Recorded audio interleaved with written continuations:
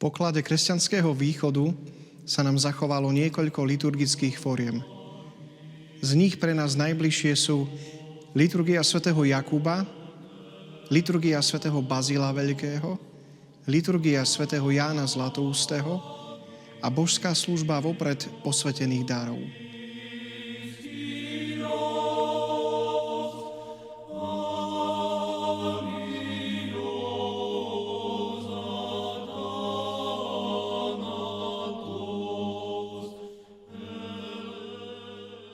Starobilá liturgia svätého Jakuba, spojená s prvou jeruzalemskou cirkvou, nesie apoštolský spôsob slávenia Eucharistie.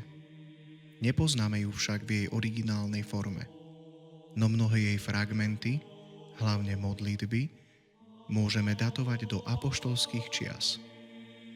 Centrom jej slávenia bolo ohlasovanie Božieho slova, Eucharistia a spoločenstvo cirkvi.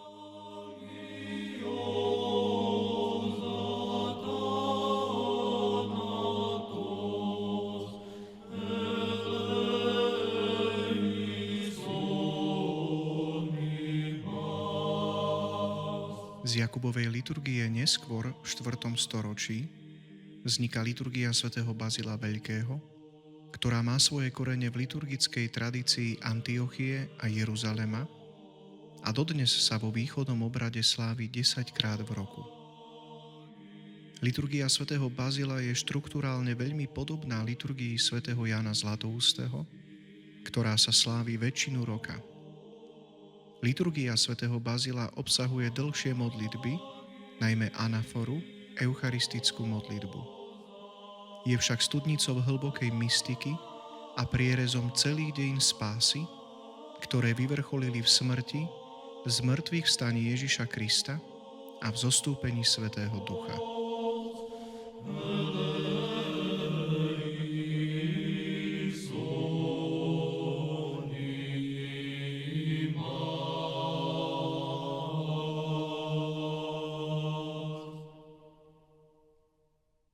Zostavovateľom najčastejšie slávenej liturgie je svätý Ján Zlatoústy. Prevzal obrady z Bazilovej liturgie a modlitby skrátil. Základné členenie, teda proskomídia, liturgia katechumenov a liturgia verných zostáva. Týmto častiam sa budeme podrobnejšie venovať v nasledujúcich dieloch. Práve svätý Ján Zlatoústy hovorí o veľkosti daru Kristovho kňazstva. Kňazská služba je nad službou anielskou, aj napriek tomu kňaz pri liturgii stojí v pokore a bázni, prosiac o zmilovanie. A viete, akú modlitbu sa najčastejšie modlí kňaz pri liturgii? Bože, buď milostivý mne hriešnemu. Bože, buď milostivý mne hriešnemu. Bože, buď milostivý mne hriešnemu. Nevystupuje ako stredobod pozornosti. Nie je v centre slávenia. Oči veriacich sa neupierajú na osobu kňaza ako vyvoleného, ale kňaz sa zaradzuje do zástupu veriacich, pre ktorých sa centrom stáva Kristus. Je nesprávne myslieť si, že slávi liturgiu chrbtom k ľudu. On ju slávi spolu s veriacimi tvárou ku Kristovi. Kňaz je jedným z ľudu. Vyjadruje to i modlitba anafory svätého Bazila Veľkého. Spomeň si, Pane, vo svojej nesmiernej šedrosti aj na mňa, nehodného, a odpusť mi všetky vedomé i nevedomé previnenia, aby si azda pre moje hriechy nezabránil milostivo zostúpiť Tvojmu Svätému Duchu skrze predložené dary.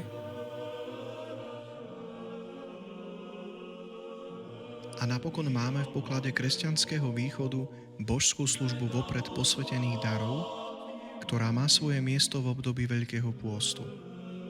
Nie je slávením, ale skôr službou očakávania, spojenou s večierňou, pôstnymi spevmi, veľkými poklonami a rozdávaním Eucharistie premenenej pri predošlej nedeľnej liturgii. Plná liturgia je slávením, je radosťou Eucharistie, vstupom do kráľovstva.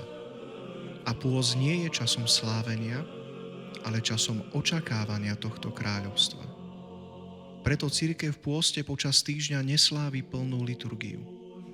Práve táto skutočnosť, že nie je plnou liturgiou, je znázornená tým, že záves kráľovských dverí, katapetazma, sa počas služby po prenesení darov na oltár zatvára iba do polovice.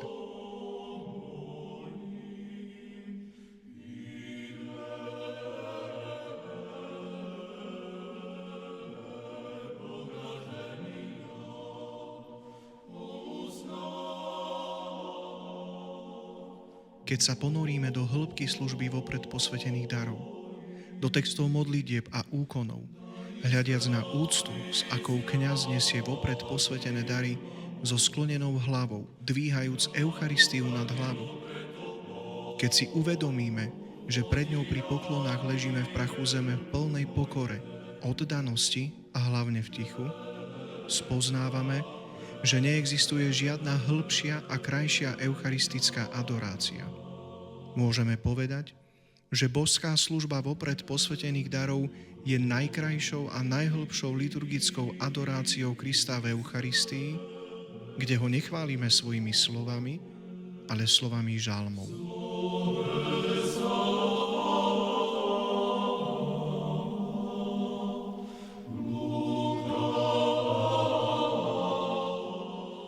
Mnohé liturgie, mnohé tóny, avšak jedno tajomstvo.